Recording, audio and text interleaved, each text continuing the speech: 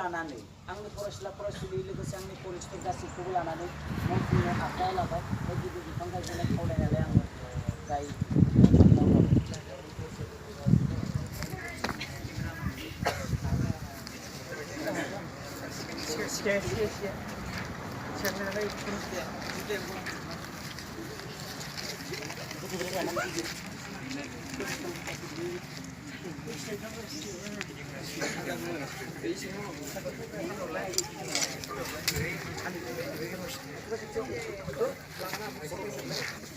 Sarah ini kita nak start arena hot ise एक second नांगोन ना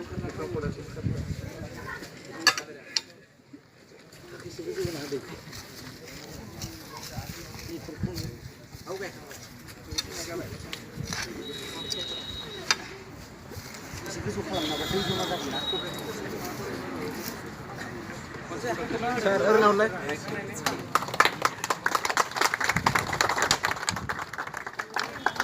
बयबो फारि फारि गायदो न' लाबोदो माखासे लाबोदो दंफांफोरा दिनैनि 5 जुन इनभाइरनमेन्ट डे बे समाव जोङो सेरेगा फाउन्डेसन जुनियर कलेजाव जों हाबाफारि लानाय नुदों बे समाव जोङो सेरेगा फाउन्डेसन जुनियर कलेजनि प्रिन्सिपाल बिथांजों मोगा-मोगि लानो नागिरदों दा जों बिथांनाव सोंथि सोंनो लुबैयो दिनैनि बे इनभाइरनमेन्ट डे आबहावा साननि सोमोन्दै मा बुंनो सानो दिनैनि बे जिथुनाखि 5 जुन वर्ल्ड इनभाइरनमेन्ट डे दा बेखौ जोंनि कलेजनिफ्रायबो अबजार्भ खालामनाय जादों दा जों गिबियावनो वर्ल्ड इनभाइरनमेन्ट डे होनना बुङोब्ला जोङो मिथियो जे जोंनि आबहावाया गुबुंले जानो थांगासिनो दङ दा बे गुबुंले जानो थांनाय आबहावाखौ जों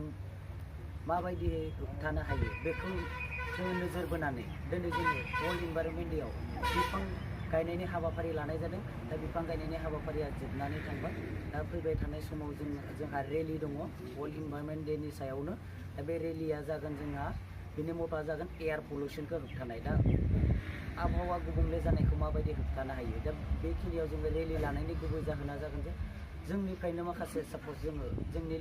गासैबो वर्ल्डखौ नङाब्लाबो जाहाथे जों जि एरियायाव थायो जोंनि फिसा ओनसोलखौब्लाबो जों जेरैबायदिनोखि आबहावाखौ गोग्गो खालामनो हायो बिनि सायाव नोजोर बोनानै रेलिखौ लानाय जागोन जोङो बे हाबाफारिखौ बेसे समनिफ्राय लानाय जागोन बे हाबाफारिखौ जोङो 9 रिंगानिफ्राय थाम-थिम खालामनानै जोङो दंफां गायनायखौ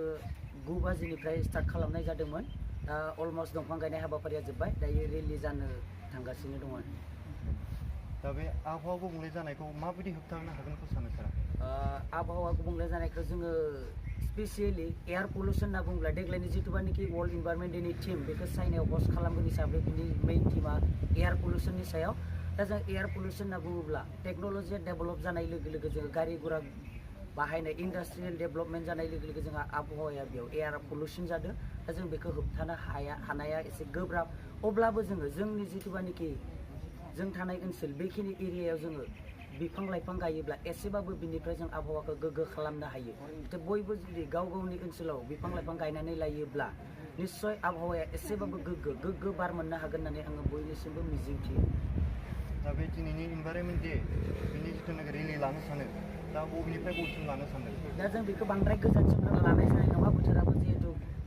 एसे बांद्राय गरम लोगोसे आरो जोंहा समाबो एसे बांद्रायबाय दा बे हिसाबै जों बांद्राय गोजान नङा बे जिथुनाखि रुपनासारि टाउन टाउनाव जोङो फिन फरायसालियावनो हाबफैफिनगोन